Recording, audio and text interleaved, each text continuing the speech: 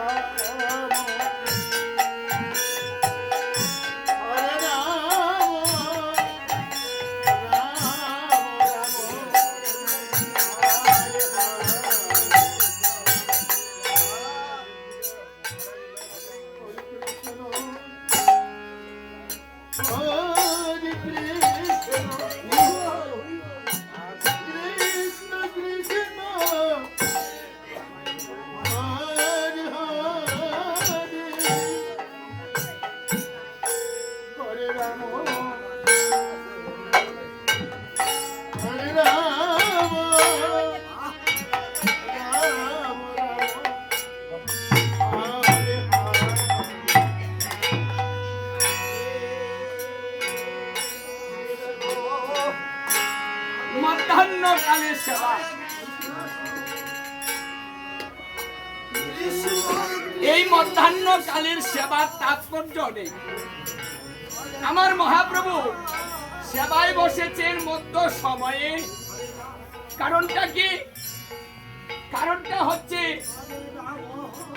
মধ্য সময়টা হচ্ছে ভজনের উপযুক্ত সময়।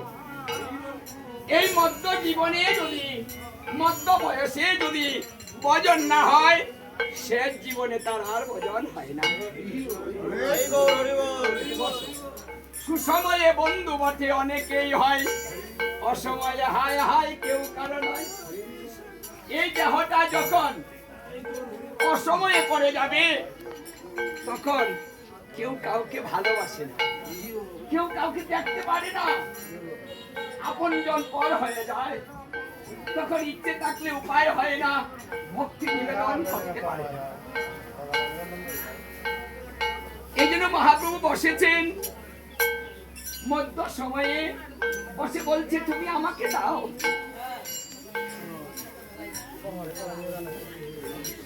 দেখুন, গোলক বিহারী গোলক বৃন্দাবন ছাড়লেন, ঐশ্বর্য পরিত্যাগ করে কাঙ্গাল নাম ধরলেন, ভগবত তত্ত্ব ছেড়ে দিয়ে জীব তত্ত্ব ধারণ করলেন।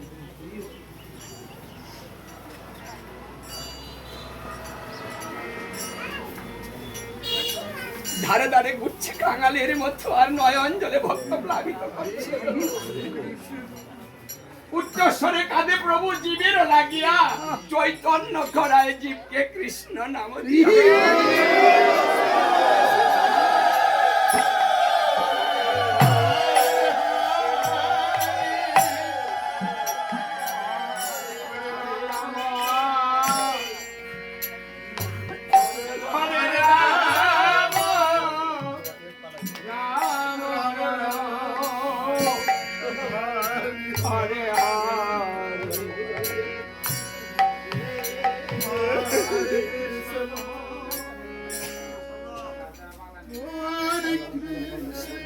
গোবিন্দকে খুশি করতে কি প্রয়োজন?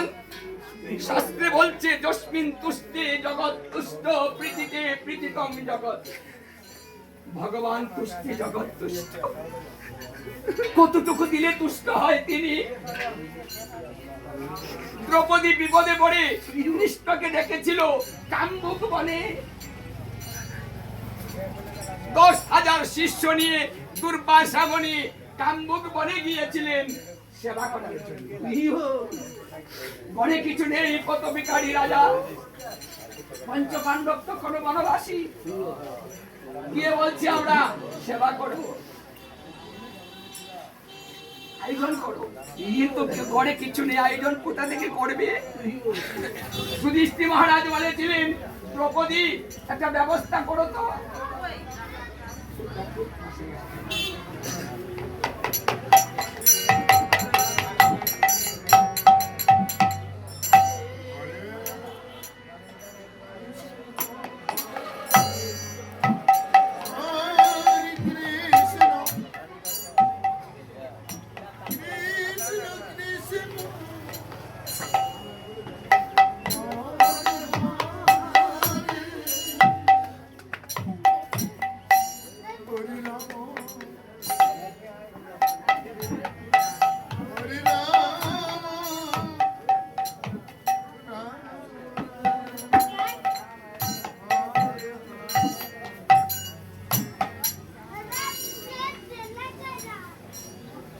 দ্রৌপদী বললেন, আমার কাছে ব্যবস্থা নেই।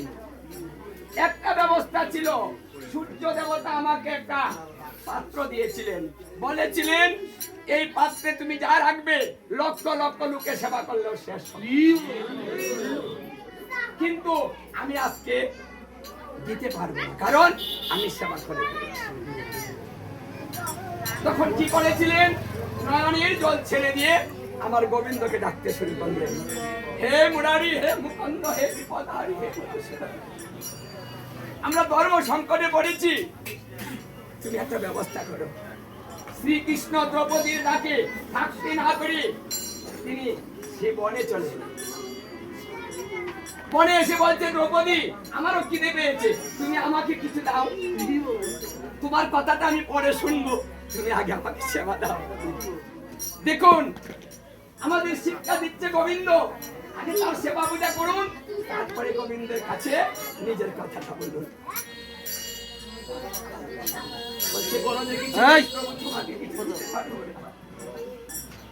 ভক্তের কাছে নয়নের জল ভিন্ন কিছু নেই।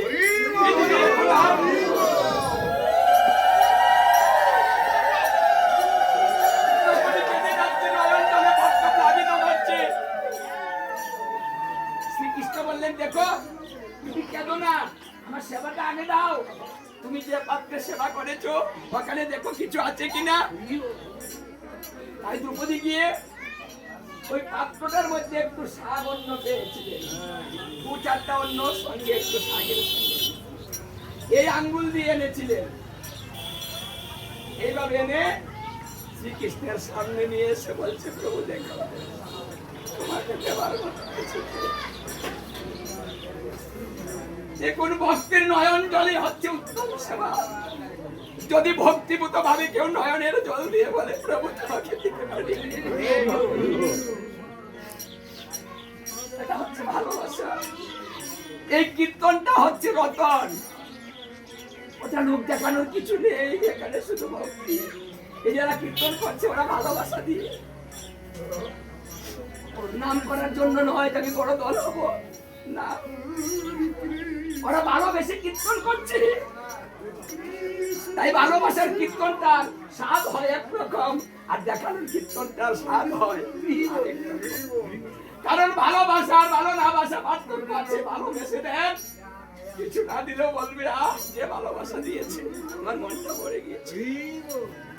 ভালোবেসে না, ভালো না বেশি কিছু দিলে কারো মন ভরে না।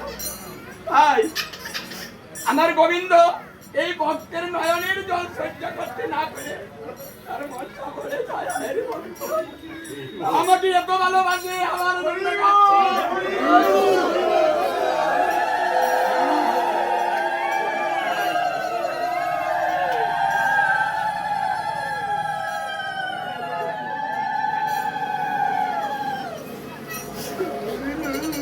ভক্তির এই ভক্তিটাই হচ্ছে ভগবানের উত্তম সেবা। এই অন্ন ব্যঞ্জন সেবা করার জন্য তিনি গোলক বৃন্দাবন পরিত্যাগ করে আমাদের গোলকে আসেন।